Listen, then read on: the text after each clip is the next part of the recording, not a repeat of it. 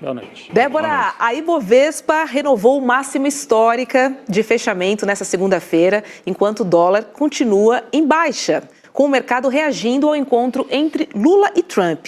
No setor produtivo, associações também avaliaram de forma positiva o encontro entre eles, mas esperam que a reunião avance para resultados concretos. Precisamos aí de materialidade desse encontro, né? Segundo o ministro das Relações Exteriores, o Mauro Vieira, o encontro abriu o que ele chamou de, abre aspas, fase prática das negociações. E o mercado tá de olho nisso, né?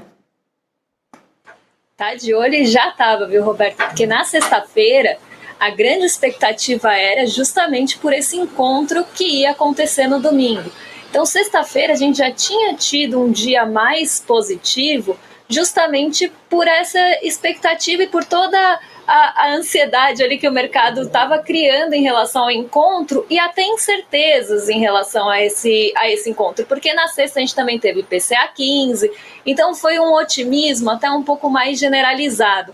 Só que no fim do dia, até a sessão perde um pouco o fôlego, porque justamente começa essa incerteza. Será que vai andar a negociação? Será que vai ser um bom encontro? E como o mercado sempre age na expectativa, isso acabou já mexendo com os ânimos do mercado na sexta. Hoje, depois da reunião, já repercutindo aí todos os resultados e o setor produtivo também enxergando e analisando de forma positiva, acho que grande parte dos setores viram esse encontro de forma positiva, a bolsa dá uma esticada, o dólar cai, e aqui a gente precisa pensar até nos fatores mais amplos também, porque tem decisão de juros nos Estados Unidos no radar, os juros podem cair por lá, isso vai pressionar também os juros aqui, que vêm caindo, então é como se a gente trouxesse um pouco mais de alívio para o mercado financeiro, que tinha toda essa incerteza em relação ao encontro, até porque Donald Trump, ele é muito inconstante,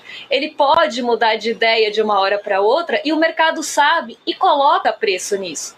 Então, qualquer movimento ali vindo de Donald Trump é muito imprevisível, é o que eu sempre falo, é como se você estivesse andando na estrada, você tem uma neblina na frente, você precisa às vezes encostar para não se posicionar, para ligar o farol, para ver se consegue enxergar um palmo, porque qualquer movimento que ele tome ali vai mexer com decisões. Como é que você vai no setor produtivo tomar uma decisão de contratar mais gente ou de ampliar sua capacidade produtiva se você não sabe como é que vai ser o movimento vindo lá dos Estados Unidos ou no próprio Estados Unidos, né, no próprio país. Então, o Donald Trump, com a sua imprevisibilidade, causa essa incerteza e por isso que estava todo mundo em compasso de espera na sexta. Mas depois, com o desdobramento hoje, o mercado se acalma e concretiza, né, e realiza esse ganho. Hoje as bolsas sobem, a gente vê todo esse movimento também do dólar caindo, não só pelos juros, mas por essa calmaria que veio desse encontro, que foi avaliado de forma positiva por quase todo mundo, a não ser a família Bolsonaro, Paulo Figueiredo, que a gente sabe que espernearam no Twitter. Tentaram, pelo menos, né, Débora? Os empresários brasileiros estão otimistas, né, Arbex? Assim, não sei se você colheu, eu estava acompanhando aí noticiário e tal, e o próprio comentário da Débora de que a burguesia brasileira gostou. E aí, acho que tem uma consequência política. Já tinha ficado ruim para o Tarcísio botar aquele bonezinho do MAGA lá no começo. Gente, hoje até o Alckmin falou disso na entrevista aqui. Esse é o ponto. Né? Eu acho que o Tarcísio fez uma operação muito desastrada, né?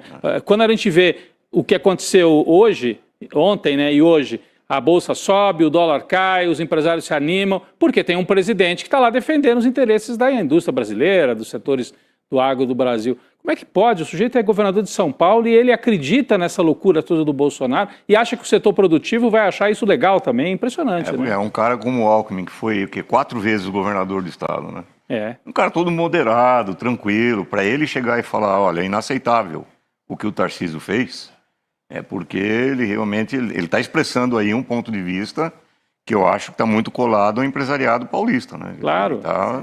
É esse o ponto de vista. E isso daí, inversamente, o empresariado, quando vê os caminhos que foram adotados por essa reunião, só pode dar ânimo mesmo. Pois é. Eu acho que é uma fase boa. Interessante, né, a gente trazer essa fala do Alckmin, porque hoje de manhã, né, ele criticou o governador de São Paulo, Tarcísio de Freitas, pela atitude dele em meio ao tarifaço imposto pelos Estados Unidos ao Brasil. Vamos ver o que ele disse. Em relação ao tarifaço, lamentar a postura do governador do estado de São Paulo. Primeiro que o estado de São Paulo é um dos principais prejudicados pelo tarifaço. Não é possível aplaudir o presidente dos Estados Unidos num momento desse. Por quê? Porque é onde está mais fortemente a indústria.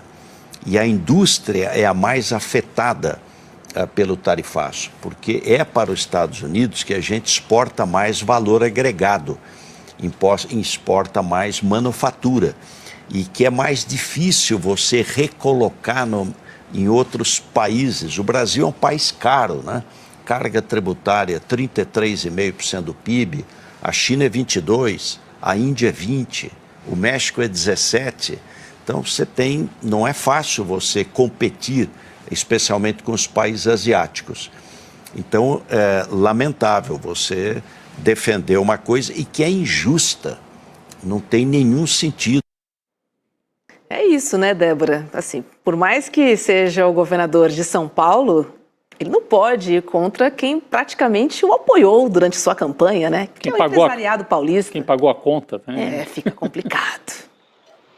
Pois é, não tem Sabesp que compense isso. Mas a gente tem que pensar aqui, né, que assim, o Tarcísio, ele teve sim essa postura, né, de defender MAGA, colocar bonezinho, ficar do lado ali do Trump. E uma coisa que o Rodrigo acabou de falar, né, um presidente que foi lá defender os interesses nacionais e do setor produtivo nacional. Quando a gente tem ali o principal, até candidato, não sei se vai se candidatar ou não, mas que tem sido colocado como principal opositor aí na corrida eleitoral, contra os interesses do próprio setor produtivo do estado de São Paulo, que acaba sendo o maior afetado pelo tarifaço, indo realmente a favor do Donald Trump ou do MAGA, ou que seja das tarifas por conta ali da família Bolsonaro, e afetando o próprio setor produtivo, que sempre apoiou, né, a candidatura, e que agora eu acho que começa até a estremecer. A gente vê algumas diferenças em alguns editoriais falando de Tarcísio, embora ele ainda seja muito pintado no mercado financeiro como uma alternativa de responsabilidade fiscal e tudo mais.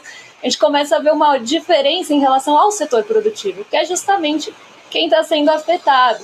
Então, é lamentável, eu concordo aqui com o Alckmin, o vice-presidente aí da sua fala, porque é lamentável uma pessoa na posição dele e contra o próprio eleitorado e contra o próprio estado que ele governa para defender interesses de uma família ou advogar ali interesses próprios para tentar se projetar como candidato sucessor aí do Bolsonaro. Até do ponto de vista dele, né, Débora, do projeto que ele tinha, foi uma operação desastrada de comunicação. Mas eu fico pensando também na trajetória, né? Quando a gente lembra que o PSDB governou São Paulo por quantos mandatos? 5, 6 mandatos? 6 mandatos. 6 mandatos. Teve Serra, teve Alckmin 4 vezes, teve Mário Covas. Teve lá desde o Montoro, né? Que não era PSDB, mas era quase... Depois acabou virando PSDB. E o PSDB tinha essa relação quase que assim, fechada com a burguesia paulista. Eles eram a burguesia, né? Eles eram o governo da burguesia paulista, das classes médias e tudo, de São Paulo, né? E tinham um projeto, você fala, era um projeto liberal, um projeto privatizante e tal, mas no limite era de defender os interesses da burguesia de São Paulo. Em particular o Alckmin, né? Que ele sempre teve muita conexão com o interior de São Paulo. Pois é. Que é a base do Tarcísio, né? O Alckmin sempre teve muito vínculo com a agroindústria no interior, com as famílias de empresários no interiorzão de São Paulo. E quando ele fala isso, ele está expressando um ponto de vista bastante ruim para o Tarcísio. Né? Bastante ruim. Não, e assim, eu fico pensando como que isso é um pouco um símbolo da decadência do projeto da elite tradicional brasileira, que tinha um projeto privatista, ancorado no PSDB, né, Roberta, Débora também, todos que nos acompanham, e que acabou, o PSDB implodiu, quem ocupou o espaço foi o bolsonarismo, que, olha, entre defender o agro e a indústria de São Paulo ou botar o bonezinho do Trump, prefere botar o bonezinho do Trump, abre mão, bate continência para a bandeira dos Estados Unidos e tal. Então, para mim, o bonezinho do Mag, depois o Alckmin dando essa bronca, muito educado, como sempre, né, muito moderado, mas dando uma chamada no Tarcísio, para mim é um símbolo desse deslocamento acontecido e do rompimento de um projeto da elite que era muito ancorado em São Paulo. Eles não conseguiram ganhar a eleição nacional quase, só que o Fernando Henrique ganharam 2, mas depois nunca mais. Mas tinha uma ligação enorme com os interesses da elite paulista. E isso está completamente rompido, virou uma bagunça. O bolsonarismo falando mais alto. O bolsonarismo entra aí e provoca uma confusão, né? Uma dissonância quase assim entre os interesses da elite que pensa, mas ele não é o meu representante, e aí nessa hora ele não é mais, né?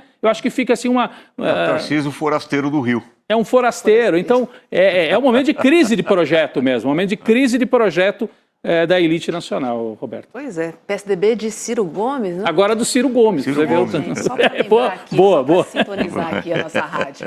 Vamos para a Argentina e até um pouquinho? Assim, só para complementar vai lá. Desculpa, Alberto, eu te dei um delay aqui. Eu vejo até como uma sinalização, como o Rodrigo falou, uma sinalização do Alckmin para essa parcela que parece que está sendo esquecida em nome do bolsonarismo e tudo mais, essa sinalização, essa tentativa de reconexão, porque esse setor está se sentindo traído e largado. Né? A partir do momento que você coloca um bonezinho maga e vai contra os interesses, ele está falando, eu apoiei, agora eu estou sendo deixado de lado aqui em detrimento aos interesses de uma família ou de um projeto que parece que não me inclui. Então você vê essa sinalização do Alckmin, inclusive nessa jogada desse xadrez aí das eleições do ano que vem. Perfeito. É isso. Queria trazer a Argentina para a pauta também, porque Javier Milei pediu apoio da chamada oposição moderada, adoro isso também, para aprovar a sua agenda de reformas nos 2 anos restantes do seu mandato. O apelo foi feito após o seu partido vencer as eleições legislativas no meio do mandato. Vamos ver o que ele disse. Abre aspas aí, ó. O pior já passou. Vou buscar os votos que me faltam no Congresso para implementar essas reformas. Fecha aspas. Milei reafirmou seus planos de promover reformas trabalhistas, previdenciárias e tributárias, aproveitando esse fortalecimento da sua base parlamentar. Ele também anunciou que fará mudanças no gabinete, já que alguns dos seus ministros foram eleitos para o Congresso e deixarão seus cargos nas próximas semanas. Vitória de Milei na Argentina, Débora Maganha. Agora, a gente não pode esquecer que tem muito do Trump aí, nessa sustentação. Até porque, se ele não vencesse, não ia ter mais dólar nenhum, né? Pois é. Foi tipo isso. E até, entrando nessa coisa das reformas, da aprovação das reformas propostas pelo governo, isso também é quase um fator ali para garantir a ajuda dos 20 bilhões de dólares dos Estados Unidos. Porque na economia, quando a gente está falando dessas reformas mais liberais, desses projetos liberais, existe uma mítica da confiança, da fada da confiança que vai vir depois que você cumprir aquela cartilha, ou todas as reformas propostas. Eu sempre brinco, tem todas aquelas reformas que são propostas, quando você termina a cartilha e entrega as reformas, é como se fossem aqueles programas que sempre acham uma fiação com defeito, um piso que precisa trocar, vem novas reformas. Então, nunca é o suficiente. E aí, o Milei, ele tem essa afinidade, ele quer a aprovação dessas reformas para garantir a ajuda, porque a ajuda também não vem de graça, precisa de uma cartilha para ser cumprida. E isso deu força, inclusive por isso hoje a Bolsa na Argentina subiu 20% durante o dia, justamente por essa expectativa de que as reformas que vão ser entregues pelo Milei vão garantir a ajuda. A grande questão, e eu acho que o que a gente precisa pensar aqui, é que isso não tem afinidade com a população, porque na semana passada saiu uma notícia em relação à Argentina que falava justamente que essas reformas já realizadas, algumas delas em relação às aposentadorias, ao próprio trabalhador, como isso acaba sendo ali, como o trabalhador acaba sendo afetado pelas reformas, porque o Milei acabou passando a motosserra em várias áreas dos governos, e isso faz com que, inclusive, as aposentadorias fiquem achatadas, sem poder de compra. E na semana passada, não fazia nem 4 dias que tinha saído a notícia de que os aposentados estavam mais empobrecidos, que o poder de compra estava super achatado, Então aqui acho que a gente consegue pensar, né, naquela balança do descolamento da realidade do mercado financeiro, comemorando ali essa vitória do Milei, que vai colocar mais reformas, que vai achatar mais a população, que vai diminuir mais o Estado, ao mesmo tempo que a gente tem um empobrecimento na Argentina e uma notícia super recente de aposentados mais empobrecidos do que nunca nos últimos 2 anos. E a gente vê uma série de pessoas defendendo importar esse modelo para cá, inclusive o Tarcísio, que a gente estava falando agora há pouco, que passa um pano danado para o Milei, falando que eles têm um probleminha com o câmbio, quando eles já queimaram todas as reservas. Então aqui acho que a gente vê também um descolamento, né, da leitura do mercado e da realidade da população argentina com todo esse... com o resultado das próprias reformas propostas e já concretizadas também no governo Milei, que também se reuniu essa semana com empresários e banqueiros. Então, assim, a gente começa a ver, né, para quem que ele está falando e o que está sendo comemorado no final das contas com essa alta da Bolsa da Argentina, que é o Merval, o índice que representa ali. Merval, que nome. Agora, que me faz lembrar um certo personagem. Mas assim, saindo da questão econômica, mas é uma surpresa, né, para muita gente essa vitória do Milei, porque ele ganhou inclusive na província de Buenos Aires, não na capital, mas na província, que é o bastião de resistência dos peronistas, é governada pelos peronistas, e onde o Milei tinha sofrido uma grande derrota 1 mês atrás, na eleição local lá da província. Só que dessa vez, todo o país, né, elegeu deputados e senadores em cada uma das províncias, e mesmo em Buenos Aires, na província, o Milei ganhou por uma margem estreita, mas ganhou, contrariando muitas pesquisas, o que mostra que o discurso da antipolítica e esse empurrão, que a gente não sabe se foi um empurrão do Trump aí no final, que botou medo em muita gente. O Trump falou, ou vocês votam na turma do Milei, ou então não vai ter ajuda, o país quebra. Né? Isso talvez deu um empurrão aí no final, ou é a antipolítica e também, assim, as pessoas ainda estão muito chateadas com o que foi o governo anterior peronista, que terminou de forma melancólica também, né? Não, rapidamente, eu acho o seguinte, acabou a soberania argentina. Acabou. O que aconteceu foi, o Milei precisava ter 45% dos votos para poder governar absolutamente, controlando todo o Congresso. Não teve isso. Teve um pouquinho menos. Um pouquinho menos, teve 40,8%. 36% de abstenção, o que mostra também descrédito muito grande da população por parte do sistema eleitoral.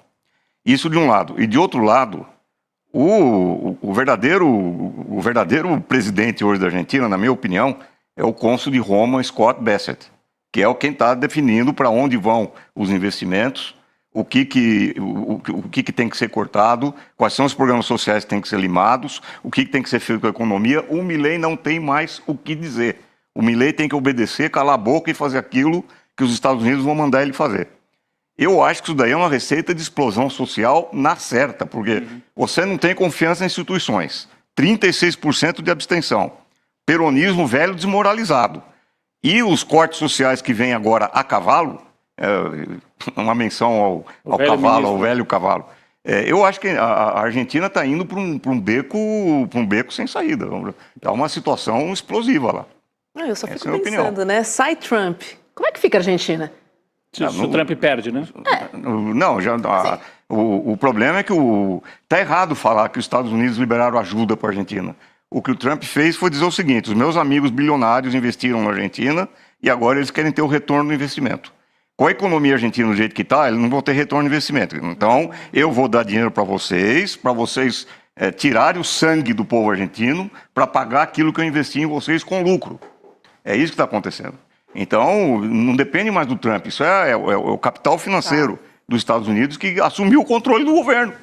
Acabou a soberania argentina. Trump só abriu a portinha. Não, ele escancarou, né? Agora, o que o Rodrigo falou é isso aí, ele fez chantagem sobre a população da Argentina. Ou vocês votem naquilo que eu estou mandando, ou acabou o dinheiro. É chantagem. É isso. Débora Maganha.